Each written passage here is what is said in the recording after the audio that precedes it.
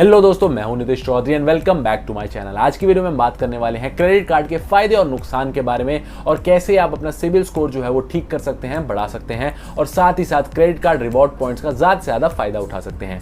तो दोस्तों, ये सब समझने के लिए वीडियो के अंत तक बने रहना और अगर आपने मेरे चैनल को सब्सक्राइब नहीं करा तो चैनल को सब्सक्राइब जरूर कर देना। तो दोस्तों, बिना किसी रुकावट के वीडियो को स्टार्ट करते हैं। तो क्रेडिट कार्ड के फायदे और नुकसान जानने से पहले हम समझ लेते हैं कि आखिर में क्रेडिट कार्ड होता क्या है। दोस्तों, जब भी कोई बैंक में अकाउंट खुलवाता है तो उसे इजी मनी विड्रॉ के दो ऑप्शन मिलते हैं।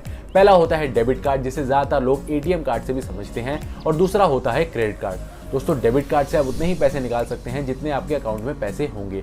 दोस्तों, अगर आपके अकाउंट में पैसे नहीं है या जीरो बैलेंस है आपके अकाउंट में तो आप डेबिट कार्ड का यूज नहीं कर पाएंगे, मनी विड्रॉ नहीं कर पाएंगे। अगर मैं बात करूं क्रेडिट कार्ड की, तो दोस्तों क्रेडिट कार्ड से आप एक सेट लिमिट तक अमाउंट निकाल सकते हैं अगर आपके अकाउंट में पैसे बिल्कुल भी नहीं है। लेकिन दोस्तों, ये पैसा आप उधार पे उठा रहे हैं तो आपको बैंक को पैसे लौटाना पड़ेगा और वो लिमिटेड पीरियड में ही लौटाना पड़ता है, जो कि अक्सर 25 से 50 दिन होता है और वो अलग अलग बैंक से वेरी करता है। दोस्तों, अगर आप ये ग्रेस पीरियड में पैसे लौटा देते हैं तो आपका कोई इंटरेस्ट नहीं लगता, लेकिन अगर आप ये ग्रेस पीरियड क्रॉस करके पैसे देते हैं तो आपको बैंक को इंटरेस्ट पे करना पड़ता है। आपके क्रेडिट कार्ड के रूप में वो आपके इंटरेस्ट में बिल में ऐड हो जाएगा। तो चलिए अब समझते हैं क्रेडिट कार्ड के फायदों के बारे में। तो पहला पॉइंट ये है कि क्रेडिट कार्ड से आप अपने अकाउंट बैलेंस से ज्यादा की खरीदारी कर सकते हैं। दूसरा पॉइंट ये है कि क्रेडिट कार्ड अगर आपके पास है तो आप कोई भी सामान ईएमआई पे खरीद सकते हैं, क्योंकि दोस्तों ईएमआई पे सामान खरीदने के लिए आपको क्रेडिट कार्ड की जरूरत पड़ेगी।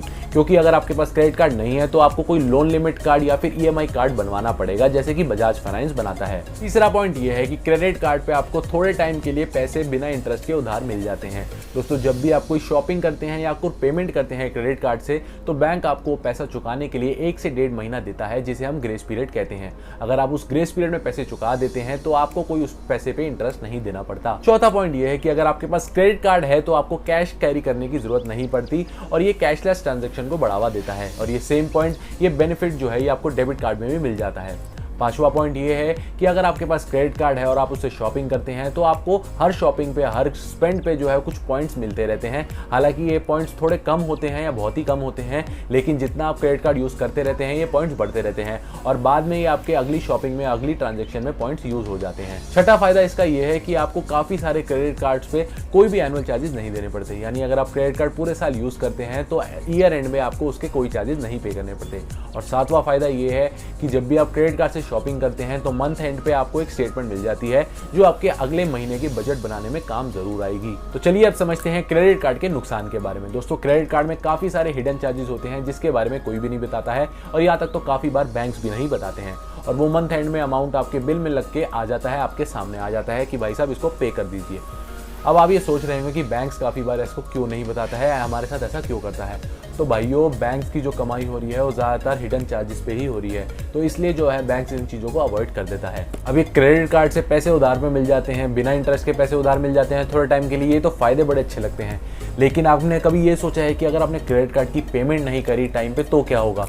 तो ऐसे में दोस्तों आपसे काफ़ी ज़्यादा हेवी चार्जेस भी चार्ज कर लिए जाते हैं और साथ ही साथ जितना आप टाइम लेट करते रहेंगे पेमेंट में, उतना ही उस अमाउंट पे इंटरेस्ट लगता रहता है, जो कि फिर वो काफ़ी बढ़ के इतना ज़्यादा हो जाता है कि वो आपको ही चुभने लग जाता है। तीसरा नुकसान इसका ये है कि अगर आप लिमिट से ज़्यादा शॉपिंग कर लेते हैं, स्पेंड कर देते हैं क्रेडिट कार्ड से, तो उसकी एक्स्ट्रा फीस लग जाती है। मान लीजिए आपकी क्रेडिट कार्ड की लिमिट 50,000 रुपये है और आप 50,000 रुपये से ज़्यादा उस महीने में स्पेंड कर देते हैं तो इस चीज़ के आपके चार्जेस लग जाएंगे। चौथे पॉइंट के बारे में हम पहले भी बात कर चुके हैं। दोस्तों, क्रेडिट कार्ड की अगर आपने ग्रेस पीरियड से पहले पेमेंट कर दी तो आपको कोई इंटरेस्ट पे नहीं करना पड़ता, लेकिन अगर आप ग्रेस पीरियड के बाद पेमेंट करते हैं तो आपका हर दिन का इंटरेस्ट उस पर लगता है, जितना भी आपका अमाउंट बिल बनता है।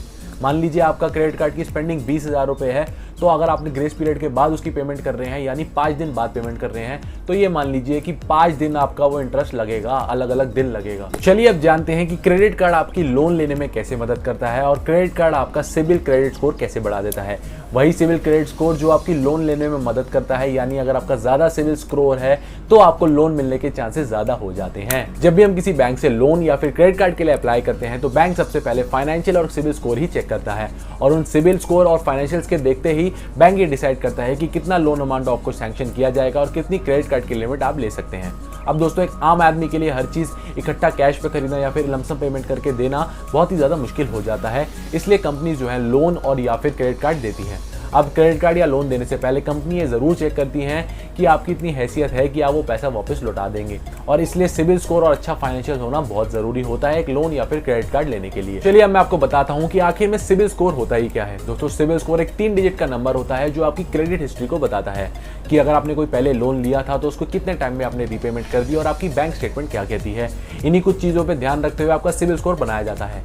सिबिल स्कोर 300 से 900 के बीच में होता है। जितना ज़्यादा आपका सिबिल स्कोर होगा उतनी ही ज़्यादा आपको आसानी होगी लोन लेने में, और साथ ही साथ इंटरेस्ट भी कम मिलेगा।